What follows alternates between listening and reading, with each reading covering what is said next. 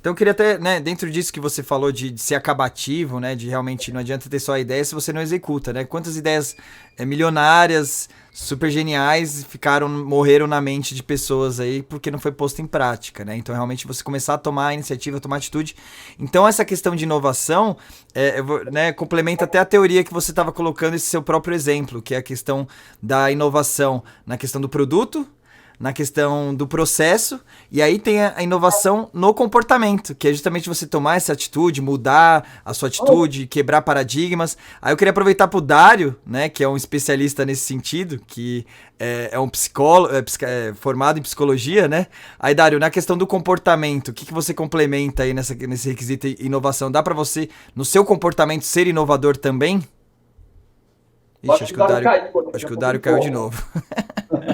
Ele tinha voltado, eu falei, vou jogar a pergunta pra ele. Aí então continua aí, Alex, por favor. Acho que você pode complementar aí também no lugar dele.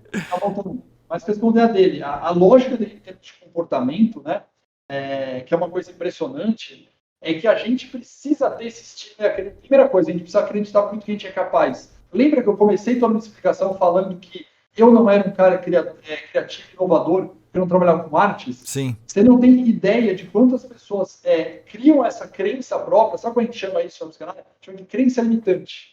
Tá? Sim. O que é uma crença limitante? É você mesmo ter uma certeza que você não consegue fazer aquilo. Você é limitado para fazer aquilo. A crença limitante tira a pessoa de ser uma pessoa inovadora e propositora de novas soluções. Então, primeira coisa, acreditem, porque todos nós temos completa capacidade de ser. Basta primeiro a gente acreditar. Basta, segunda coisa, a gente pensar o seguinte: eu posso não criar o iPhone, mas eu posso inovar na melhoria de um processo, de uma atividade que eu faço hoje na minha área.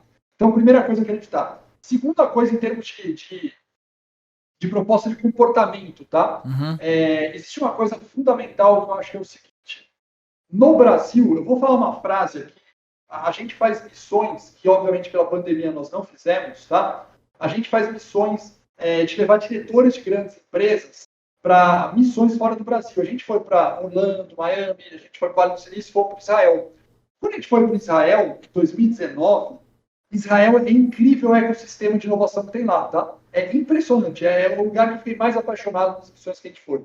É um ecossistema completo de inovação em Israel, tá? E aí, eu vou chegar no comportamento humano novamente. A gente estava numa startup lá em Israel, só que a startup emprestou a sala para um brasileiro que mora em Israel há mais de 20 anos, faz negócio pegando startups do Brasil, pegando startups de Israel e fazendo negócio trazendo startups do Brasil, beleza? Certo. Esse cara é um morador de Israel há 20 anos brasileiro. E aí estava o diretor da Claro, sim, a Claro, o diretor de operações da Claro estava com a gente na recepção, e ele levantou a mão e perguntou para esse cara. Ele falou o seguinte: ô Daniel, como que vocês aqui em Israel lidam com o erro? Essa pergunta do cara. E aí, esse brasileiro respondeu da seguinte maneira, abre aspas: gozado vocês brasileiros, vocês lidam bem com o erro na ética e não lidam com o erro no negócio. Nós aqui em Israel não toleramos erro de ética, mas incentivamos os erros de negócio. Cara, foi aquele silêncio dos outros 20 diretores, um olhando para o outro, e falou: caraca, cara, jeitinho brasileiro, malandragem, realmente a gente pode ser mega inovador, né? Mas dentro do meu negócio eu não posso errar. Por quê? Porque o meu chefe cobra como que eu entregue na meta, que eu faço tudo certo. E a gente saiu com essa informação de lá falando o seguinte: o meu comportamento tem que ser total, que eu posso falar o seguinte: cara, eu vou errar, porque na hora que eu inovo eu erro, só que errar me faz aprender. Errar gera meu aprendizado. E errar é bom, contanto que eu erre pequeno, que eu erre rápido. Então, boa parte que você está perguntando para mim de comportamento humano galera, primeiro acredite em você. Segundo, você vai errar. Erra pequeno, erra rápido. Não tem problema, você está criando. Sabe onde que não pode errar? Você não pode errar quando você está lá num processo para lá de estruturado. Vou dar um exemplo. Cara, você é um médico tem que fazer uma operação Sim. na pessoa de transplante de coração. Legal, nessa operação de transplante você está inovando, você tem que operar, você não pode errar o transplante de coração, certo? Porque eu não estou inovando. Agora, quero criar uma nova forma de fazer cirurgia de transplante de coração com robô. Cara, legal, pega um boneco, treina 40 vezes, pega o cara ali, você está pré-rápido, você está inovando o modelo na máquina, testa, pega, vai pegar. Por que fazem com rato, né? Vamos pegar um exemplo aí, sem querer que eu dei aqui. Por que fazem com rato o teste da vacina? Porque eles vão errar pequeno. Se está certo ou errado, não vou entrar nessa polêmica, tá? Mas qual que é a lógica? Pô, eu vou errar na vacina no rato, e não no ser humano, eu vou errar pequeno. Esse conceito a gente tem que trazer para o nosso comportamento, né? De falar, cara, a inovação faz com que eu erre. E eu tenho que saber, eu tenho que contar para o meu chefe isso, meu chefe tem que gostar dessa ideia. E aí eu tiro o medo. Se todo mundo, comportamentalmente, tirar o medo de errar, e tirar a sua crença limitante, e tirar essa questão de achar que você não é inovador, você consegue tranquilamente mudar o seu mindset para ser uma pessoa totalmente inovadora. Não, show de bola. Alex, obrigado. Ô, Dário, tudo bem? Tu voltou aí? Voltei. Caiu energia aqui. É sério? Eu tô aqui numa espécie de no break aqui. Deu tudo aqui, zerou tudo. Não, normal. A gente tá acostumado com isso. Caramba. Acontece. Porque começou a chover muito e ventar muito aqui na minha região. Estou em São Bernardo, né? Uhum. Acho que deve ser isso aqui. Não, faz parte. Fico feliz que você conseguiu voltar. Eu já tava meio que pensando que eu ia tocar com o Alex até o final. Então eu vou jogar a pergunta pra você. Eu tinha jogado aí, o Alex me ajudou, né? Complementou aí também. Mas justamente nessa questão, a gente entrou nesse tema de inovação, que é um tema tão importante, que tem a ver com tudo que a gente tá falando, né? Desde o início. A questão do que a gente tá falando do sistema de ensino tem que se tornar um sistema de ensino inovador, né? Tem que mudar, tem que fazer, tem que estar mais atual, né? E realmente atender as necessidades da situação que a gente está passando agora. E isso serve para tudo, né? E aí o Alex explicou muito bem os tipos de inovação e onde dentro de uma organização, numa empresa, né, como profissional, é importante você se preocupar com inovação. O pessoal pensa muito na questão do produto, mas tem tanto produto, tem o processo, né, os processos da empresa, mas eu acho que tem um outro fator essencial que o Alex contribuiu muito já, é a questão da inovação no comportamento, né, você começar a agir de forma melhor, tentar, né, agir de uma forma que vai favorecer o seu crescimento, né, e não seguindo padrões, paradigmas, ou porque o seu chefe fala que você tem que fazer, que às vezes vai te atrasar o seu crescimento profissional. Até esse pensamento de você começar a valorizar e investir no seu próprio crescimento, na sua própria educação, na sua própria carreira. E eu queria aproveitar que você complementasse isso com a sua experiência como psicólogo, inclusive, né?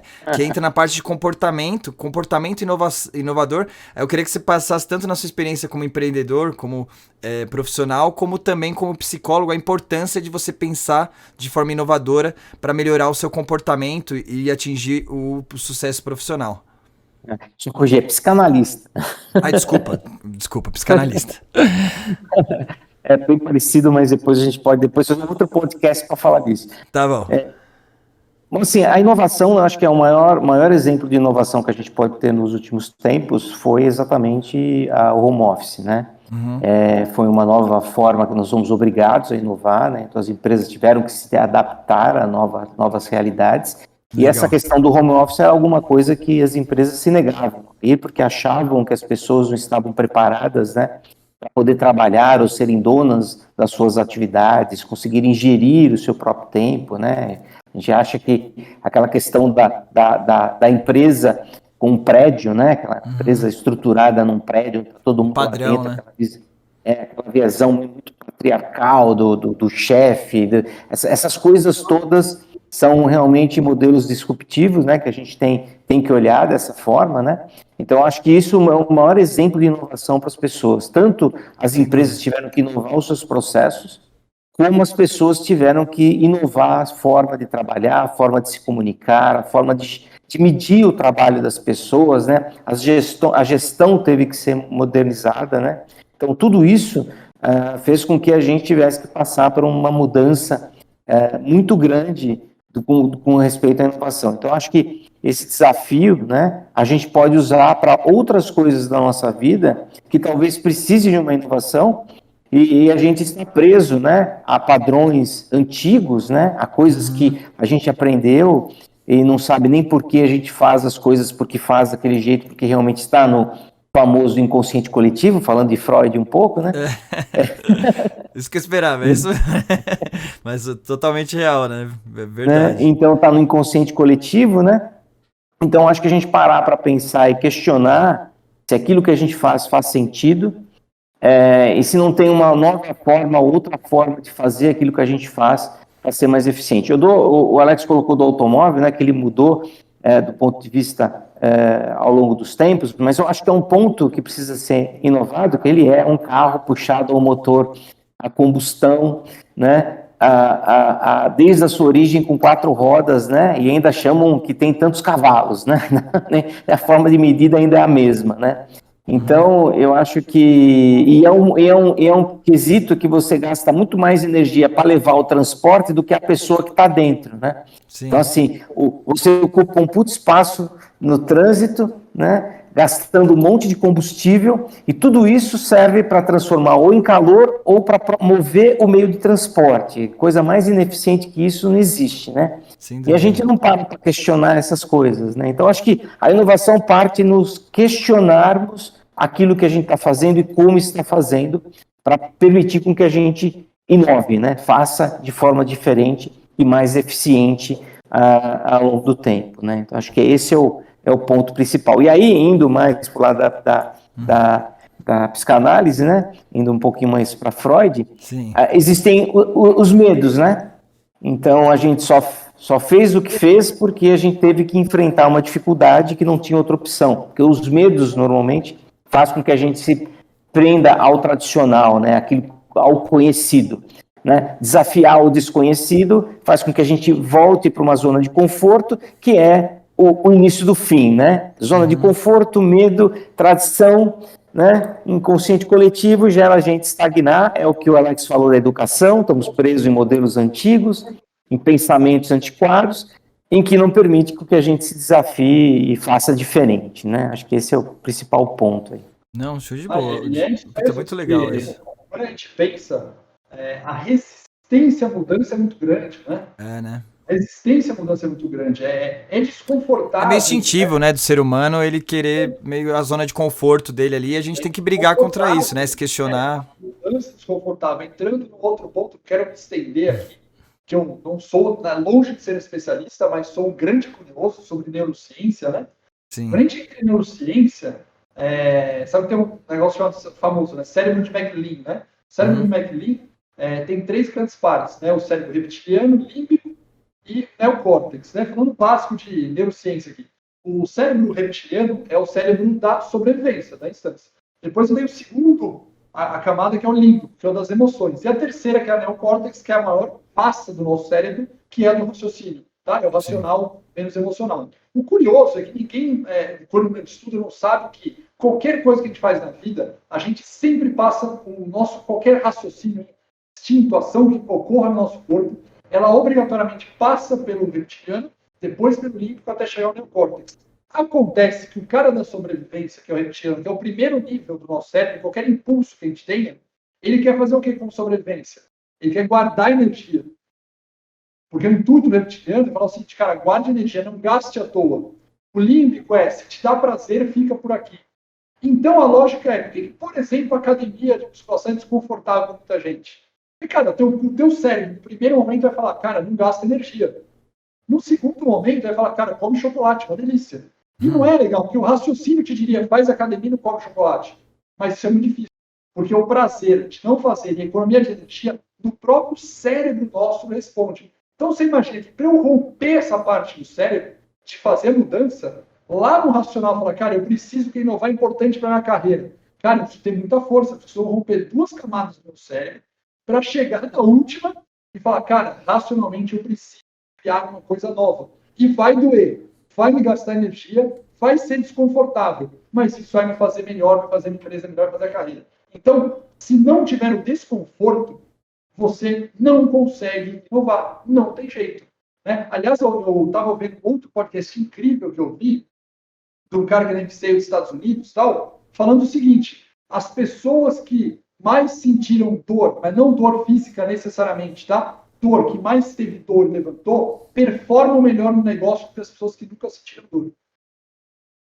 De onde que vem essa lógica, né? Talvez o Dário explique para a gente, mas a lógica para mim é muito simples, né? A pessoa que sente dor, ela se acostuma a ter um negócio que dói, mas ela vem a recompensa, dói e vem a recompensa. Ela se acostuma com esse ciclo e tira a parte boa disso. De Quem não está sacrifício. disposto a aprender a dor, você já está num ciclo de estagnação e mudança. E aí é muito difícil. Legal, não, show de bola. E aí, né, assim, para as empresas é importante citar que você incentivar isso, né? Porque é tão difícil para cada ser humano e é o papel da empresa mesmo, da organização, de incentivar isso, de criar uma cultura de inovação, né? Para cada vez mais extrair isso dos colaboradores, incentivar eles a fazer e eles olhando para o lado, vendo o pessoal, os outros colaboradores fazendo, essa energia positiva de inovação que realmente a cultura da empresa pode influenciar, vai realmente facilitar para cada um individualmente conseguir evoluir nesse sentido. Com relação ao curso, né, a gente tem já ao longo dos nossos 17 anos de vida, a gente faz cursos de preparação para certificações, mas são cursos de 40 horas, né, mais ou menos, que faz com que a pessoa faça um curso e depois faça uma prova de certificação para poder provar as competências, né, em áreas específicas.